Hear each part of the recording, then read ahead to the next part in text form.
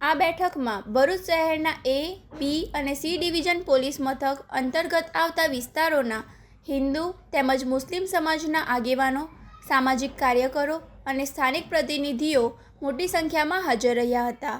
બેઠક દરમિયાન આગામી તહેવારને લઈને વિવિધ સામાજિક અને ધાર્મિક મુદ્દાઓ પર વિગતવાર ચર્ચા વિચારણા કરવામાં આવી હતી. બેઠકમાં ડીવાયએસપી સી.કે. પટેલે કાયદો અને વ્યવસ્થાની સ્થિતિ જાળવી રાખવા માટે જરૂરી સૂચનો આપ્યા હતા. તેમણે ખાસ તાકીદ કરી હતી કે તહેવાર દરમિયાન સોશિયલ મીડિયા પર કોઈ પણ પ્રકારના ભ્રામક, વિવાદાસ્પદ કે ખોટા સંદેશાઓ વાયરલ કરવા નહીં.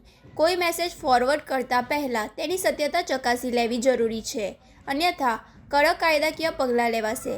પોલીસ પ્રશાસન દ્વારા તમામ સમાજના લોકોને અપીલ કરવામાં આવી રહી હતી કે ભરૂચની ગંગા જમના સંસ્કૃતિને બરકરાર રાખી પરસ્પર ભાઈચારો, પ્રેમ અને શાંતિ જાળવીને તહેવારની ઉજવણી કરવામાં આવે.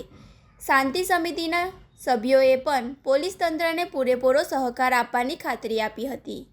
આગામી 28 તારીખના રોજ મુસ્લિમ ભાઈઓનો બકર ઈદનો એક તહેવાર આવી રહ્યો છે.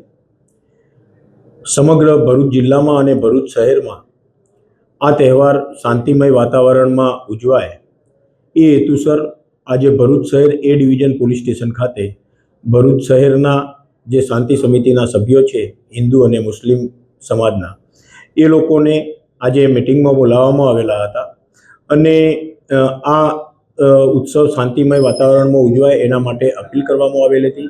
બંને સમાજના આગેવાનોએ આ ઉત્સવ શાંતિમય વાતાવરણમાં, ભાઈચારાના વાતાવરણમાં ઉજવાય એની ખાતરી આપેલી છે અને આ સમગ્ર તહેવાર દરમિયાન પોલીસ પ્રશાસન દ્વારા, ભરૂચ જિલ્લા પોલીસ વડા દ્વારા પૂરતો પોલીસ બંદોબસ્ત પણ રાખવામાં આવનાર છે.